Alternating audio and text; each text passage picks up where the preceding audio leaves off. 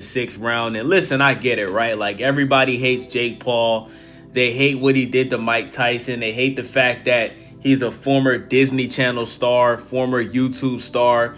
And he basically decided to start boxing in his like early to mid 20s. And he became one of the biggest stars in boxing, right? Like, I mean, he's probably the second, if we're talking about viewership and sales, he's probably the second biggest boxer next to Canelo Alvarez, right? And a lot of boxing fans really don't like that, right?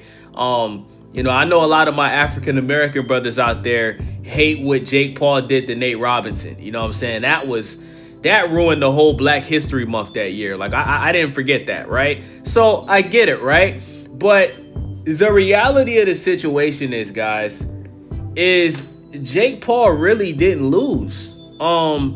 Everybody knew that he was going to lose to Anthony Joshua. I don't think there's anybody out there except for little kids in elementary school and middle school that never really got into boxing. They only know about boxing because of Jake Paul, right? Like, to those people, you have a right to think that Jake Paul would have won, right?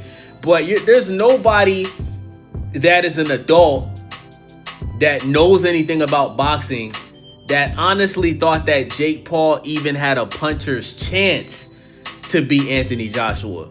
Now, I watched this fight live, guys, and I turned this fight off after the third round. Because going into this fight, I wholeheartedly believed that Anthony Joshua was going to knock out Jake Paul in the first round. I was going to put money on it, and thank God I didn't.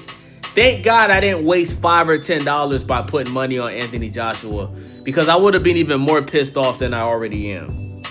So going into the second round, I'm watching Anthony Joshua, and listen, I knew that Jake Paul was going to be doing a lot of running and, like what Devin Haney did against Jose Ramirez, what Shakur Stevenson did against Edwin De Los Santos.